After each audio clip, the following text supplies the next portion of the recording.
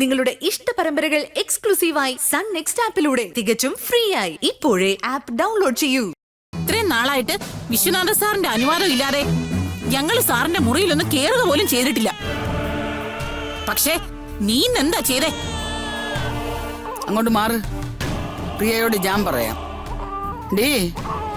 നീ ഉണ്ടല്ലോ, നീ ഒരു പഠിച്ച കള്ളിയാ. വിനയം കൂടുതൽ കാണിക്കുന്നവരെ സൂക്ഷിക്കണമെന്ന് പറയും. നീ അതിന് ഉദാഹരണോ? ഞങ്ങളുടെ വിശ്വനാഥ സാറിനെ നീ വീണ്ടും ചതിക്കാൻ പോവുകയാണല്ലേ? നീ ആ മേശ തുറക്കുന്നത് ആ സമയത്ത് ഞങ്ങൾ കണ്ടില്ലായിരുന്നെങ്കിൽ അതിനകത്തുള്ള രേഖകൾ മുഴുവനും നീ മോഷ്ടിക്കുമായിരുന്നല്ലോടി.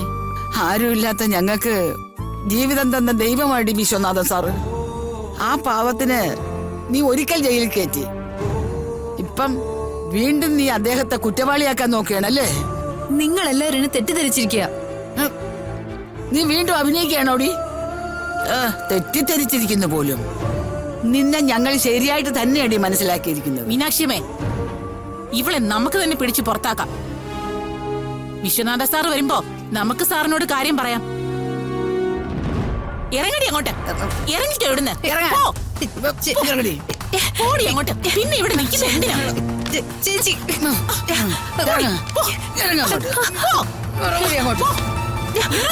ഇങ്ങോട്ട് ഇറങ്ങാൻ ഇറങ്ങി പോ. പ്ലീസ്, ഞാൻ പറയുന്നൊന്ന് കേക്ക്. നിന്റെ ഒരു പ്ലീസ്. ഇറങ്ങടി അങ്ങോട്ട്. ഇവിടുന്ന് ഇനി മേലെ നിന്നെ ഇവിടെ കണ്ടുപോരുത്. പിടിയടി അവളെ. നീ എന്തിനാ അകത്തേക്ക് കയറി പോന്നെ? ഇപ്പോ പ്രിയയുടെ ഭാഗത്ത് നിൽക്കുന്നതായിട്ട് അഭിനയിച്ചാൽ അവളിൽ നിന്ന് പലതും ചോർത്തിയെടുക്കാൻ പറ്റും. അവിടെ നിൽക്കണേ. ഇവിടെ പോകാനല്ലേ നിന്നോട് പറഞ്ഞു. ഇറങ്ങിപ്പോ.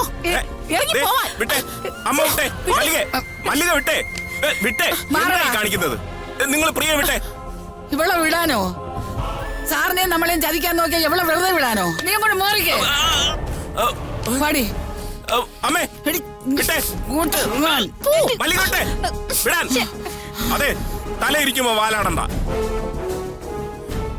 ഇവിടെ കാര്യങ്ങളൊക്കെ തീരുമാനിക്കുന്നത് വിശ്വാസ സാറാ. സാറുള്ളപ്പോ വേറെ ആരും അധികാരം കയ്യിലെടുക്കണ്ട. അതുമല്ല, പ്രിയയ്ക്ക് പറയാനുള്ളത് നമ്മൾ കേൾക്കണം. ഈ സംഭവം നടന്നിട്ടും വിശ്വാസ സാറ് പ്രിയയെ ഇവിടെ താമസിപ്പിക്കാൻ അനുവദിച്ചിരിക്കുകയാണ്. അപ്പോ പ്രിയ ചെയ്തത് അത്ര വലിയ കുറ്റമൊന്നും അല്ല എന്ന് സാറിന് തോന്നിയിരിക്കാം.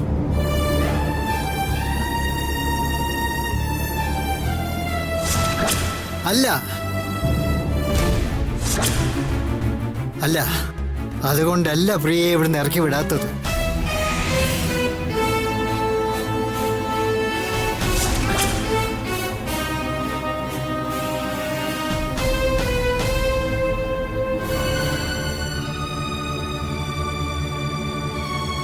കുറേയേറെ വർഷങ്ങളോളം ഇവളെ എൻ്റെ മകളായി കരുതിപ്പോയി.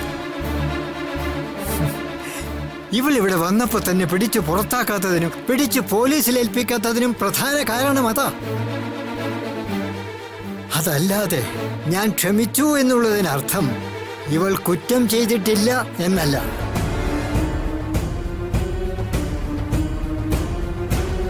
സാറേ, ഇവള് കള്ളിയാണ്, കരിങ്കള്ളി. മുഖത്ത് എഴുതി വെച്ചിട്ടുണ്ട് വഞ്ചകിയാണെന്ന്. സാറിന് ഇവളോട് ക്ഷമിക്കരുത്. നീ എന്തിനാ അലമാര തുറന്നത്? അച്ഛ, ഞാൻ പറഞ്ഞില്ലേ, സത്യമായിട്ടും എന്റെ അച്ഛനും അമ്മയും ആരെന്നറിയാനായിട്ടാ. ഇത്രയും കാലം നിനക്കത് അറിയണ്ടായിരുന്നു. അറിയണമെന്നുണ്ടായിരുന്നു, പക്ഷെ അച്ഛനെ പേടിച്ചിട്ട്. നിനക്ക് സാറിനെ പേടിയോ? സാറേ, ഇവൾ അഭിനയിക്കുകയാണ്. സാറിനെ ജയിലിലാക്കിയവളാണ്. അവക്ക് സാറിനെ പേടി പോലും. അമ്മേ, അമ്മ ഒന്ന് വെറുതെ നിക്ക്. സാറ് ചോദിക്കുകയല്ലേ? പ്രിയ, അച്ഛ, ഒരു കാര്യം വ്യക്തമാണ്. നീ ജയിലിൽ നിന്ന് ഇറങ്ങിയതിന് ശേഷമാണ് പൂജയുടെ കുടുംബത്തിന് ഇത്രയും ആപത്ത് വരാൻ തുടങ്ങിയത്. അർജുൻ ജയിലിൽ കയറുന്നതൊക്കെ അതിന് ശേഷമാണ്. ഈ സംഭവങ്ങളുമായി നിനക്കെന്തെങ്കിലും ബന്ധമുണ്ടോ? ബന്ധമുണ്ടോന്ന് ചോദിക്കണ്ട സാറേ. ബന്ധമുണ്ട്, എവക്ക് ബന്ധമുണ്ട്. എത്രയോ കാലമായി പൂജ മോളെ എവള് കണ്ണീര് കുടിപ്പിക്കുകയാണ്. അച്ഛ, ഞാൻ ദൈവിക കാര്യങ്ങളുമായിട്ട് ജീവിക്കുക. അച്ഛ, ഞാൻ സത്യമായിട്ട് ഞാൻ മിണ്ടരുത് നീ. ദൈവിക കാര്യങ്ങളിൽ വിശ്വസിച്ച് കഴിയുന്നവളാ നീ അല്ലേ? എങ്കിൽ പിന്നെ നിനക്ക് എങ്ങനെയാ എന്റെ അനുവാദമില്ലാതെ ഒരു കള്ളം പ്രവർത്തിക്കാൻ തോന്നിയത്? എന്തിനും ഏതിനും ദൈവത്തെ കൂട്ടുപിടിക്കണ്ട. എന്തെങ്കിലും കാര്യം നീ എന്നിൽ നിന്ന് ഒളിക്കാൻ ശ്രമിച്ചാലോ അല്ലെങ്കിൽ മറച്ചാലോ ദൈവം അതെനിക്ക് കാണിച്ചു തരും. ഞാൻ സംശയിക്കുന്ന രീതിയിൽ കാര്യങ്ങൾ എന്തെങ്കിലും സംഭവിച്ചിട്ടുണ്ടെങ്കിൽ ഈ വിശ്വനാഥന്റെ മറ്റൊരു മുഖം നീ കാണും. പ്രിയ ഇനി കുഴപ്പമൊന്നും ഉണ്ടാക്കില്ല സാറേ. അത് വസന്തനല്ല പറയേണ്ടത്, ഇവളാ. ഇവൾക്ക് പകരം ഇവിടെ മറ്റാരും സംസാരിക്കണ്ട, കേട്ടല്ലോ? ഞാൻ കാരണം ഇനി ആർക്കും ഒരു വിഷമം ഉണ്ടാവില്ല.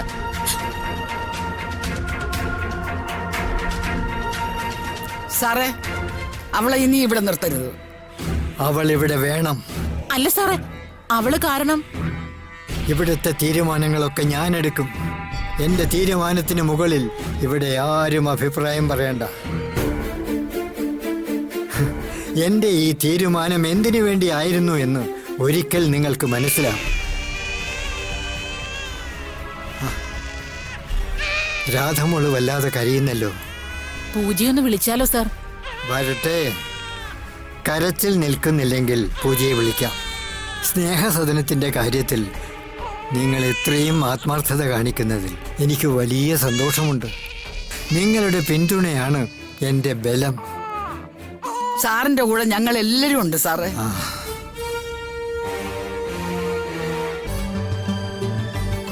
അമ്മ ഒരിക്കലും കുറ്റം പറയണ്ട. അമ്മ ചെയ്തത് 100% ശരിയാണ്. അർജുനും പൂജയും പറഞ്ഞപ്പോ ഞാനും അങ്ങ് സമ്മതിച്ചു, ശരി തന്നെ. പക്ഷെ നന്ദൻ കാണിക്കുന്നത് അസല് വൃത്തികേടാ. നമുക്ക് ചിലപ്പോ കണ്ണടയ്ക്കാൻ പറ്റും, പക്ഷെ അമ്മയ്ക്ക് അത് സഹിക്കാൻ പറ്റില്ല. അരുണിമയെ വിളിച്ചതും അവൾക്ക് മനസ്സിലാക്കി കൊടുത്തതും ഒക്കെ വേണ്ട തന്നെ. നമ്മളല്ല, അരുണിമയാണ് പ്രതികരിക്കേണ്ടത്. അരുണിമയ്ക്ക് കാര്യങ്ങൾ പറഞ്ഞ് ബോധ്യപ്പെടുത്തി കൊടുക്കുക തന്നെ വേണം. അന്തേട്ടാ, എല്ലാ പ്രശ്നങ്ങളിൽ നിന്ന് രക്ഷപ്പെടാൻ നമുക്ക് ആ കമ്മീഷണറെ കണ്ടെത്തണ്ടേ? അതിനു വേണ്ടിട്ടല്ലേ ഇങ്ങനെ ഒരു മാർഗങ്ങൾ നോക്കുന്നേ? ഇതിപ്പോ എലിയെ പേടിച്ച് ഇല്ലം ചുടുന്ന പോലെയുണ്ട്. അർജുനെ കൊടുക്കിയതിന് പിന്നിൽ കമ്മീഷണർ ആണെങ്കിൽ അയാൾക്കെതിരെ നിയമപരമായി നീങ്ങണം. ഞാൻ തയ്യാറാണ്. നന്ദൻ വരട്ടെ, ഞങ്ങൾ ഒരുമിച്ച് നീങ്ങാം.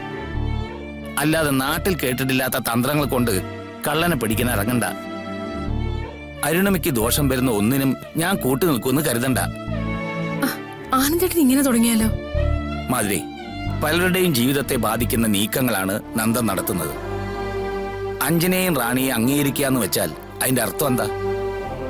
അരുണിമയുടെയും പൂജയുടെയും സ്ഥാനത്ത് പുതിയ 2 പേരെ കൊണ്ടുവരുന്നു എന്നാണ്. പാവ അരുണിമ.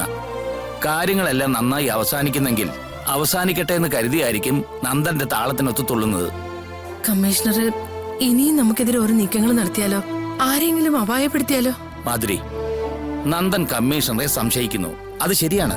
പക്ഷേ ആ സംശയം 100% സത്യമാണോ എന്ന് നമുക്ക് ഉറപ്പിക്കാൻ പറ്റിയിട്ടില്ല.